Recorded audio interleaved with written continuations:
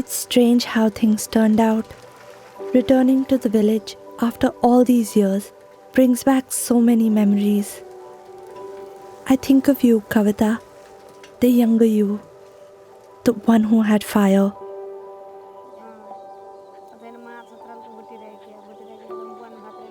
In some ways, you are the same. That same smile.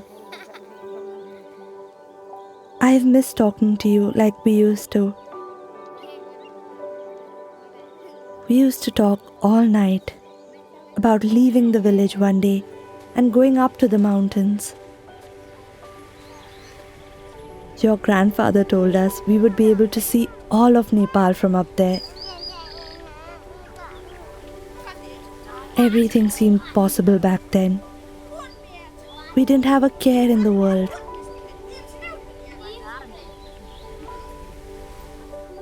Every year, someone else would stop going to school, but I never thought you would. You were more studious than me. You wanted to finish school and go to university. I missed you so much when you left to work in the rice fields. We would still talk when I returned home every day. I would tell you everything I learned, and you would tell me what happened in the village. But it became difficult to understand each other, and over time, we drifted apart. Then, I heard from an auntie that you were to be married. I was scared for you.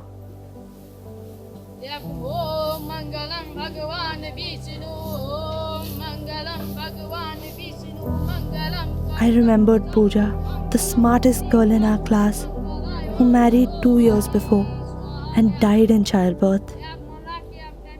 But you said the date had been arranged. On the day of the wedding, I couldn't show my face. Were you happy? I couldn't tell. When you packed up your belongings, I was scared I would never see you again. Soon, you were pregnant. When you came back to the village to give birth, I hardly recognized you. You were pregnant, but so thin your bones were showing.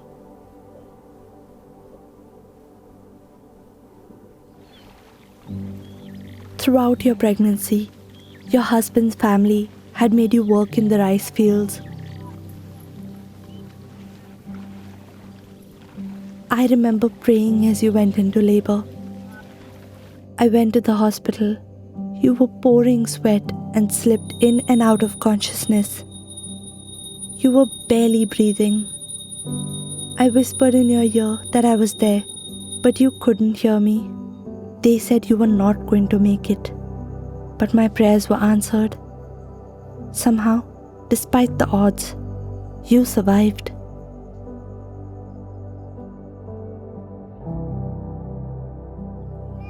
You gave birth to Chaya, your daughter, with huge brown eyes like yours. She was so beautiful. But I saw the disappointment on the faces of everyone, especially your husband. They all wanted a boy. Your husband refused to take you back.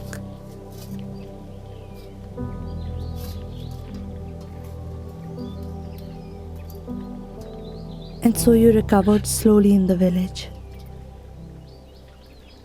But the light had left your eyes.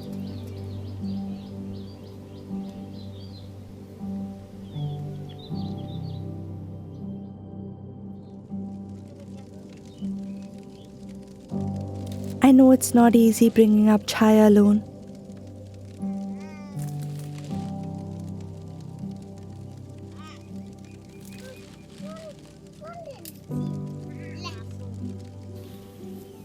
I'm sorry I didn't spend more time with you.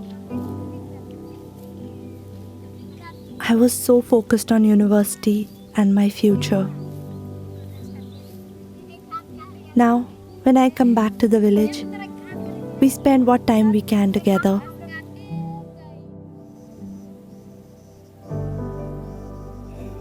As I stand in the mountains, I look back towards our village. I think about what your life could have been, all the dreams we had. I picture you outside your home, playing with Chaya.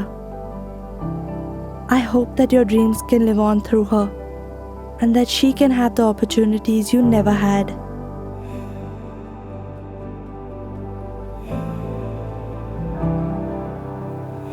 Every year, another 12 million girls like my friend Kavita are married before they turn 18. Their childhoods are stolen. But this doesn't have to be their story.